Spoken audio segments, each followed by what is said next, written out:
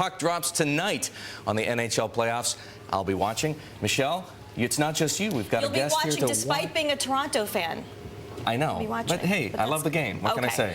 Well, many of those hockey games are going to be carried on Versus, and we're joined right now with Jamie Davis. He is the president of Versus. Thanks for coming on today, Jamie. Now, first of all, let's hit the ground running here with hockey. It's no secret there has been a carryover effect from the Olympics. Viewership has been up for these hockey games, especially on Versus. Are you seeing a carryover effect, though, for the rates that you can charge advertisers? Well, first of all, as you mentioned, Michele, and first, thanks for having me.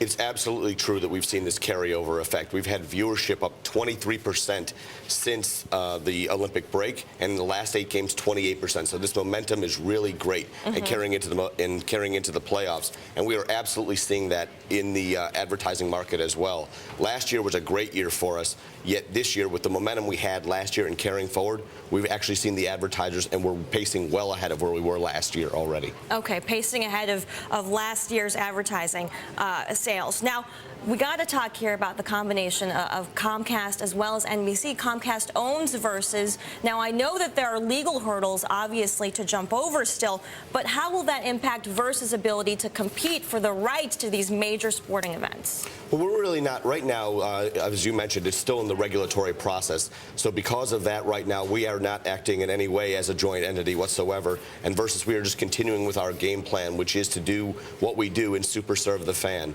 We have another year left on our hockey contract, and right now what we're concentrating on is tonight, where we start with a triple header to get going into the next about 8 weeks of just back-to-back hockey.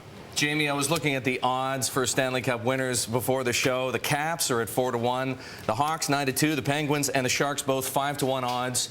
In your mind, what's a dream matchup for the Stanley Cup final, or at least over the course of the playoffs, who should win to make it the best possible playoffs for Versus? Most important thing for us really is it doesn't necessarily matter which team. Obviously, certain teams are more popular than others, but good games and close matches and long series. You don't want to see Ovechkin Crosby? I think that would be, well, that Ovechkin Crosby would be a fantastic thing to see in the East, but you've got some exciting things happening in the West as well. You've got a resurgent Detroit coming up right now.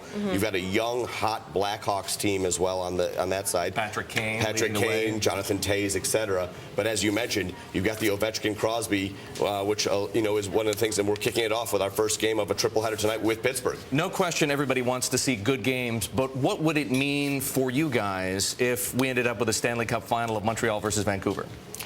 It would actually depend on how the storyline happens throughout the playoffs. If you look at what happened in the Super Bowl, for example, those were not huge markets when you had New Orleans and Indianapolis. Look at the ratings you had there versus having something like New York and Chicago or something else like that in there. So because of that, it doesn't necessarily come down to what it is. It comes down to how's the play, how does the storyline happen throughout the playoffs, and what does that translate to? Very quickly here, you talk to advertisers and marketers, and they do want a viable rival to ESPN. In theory, can anybody out ESPN?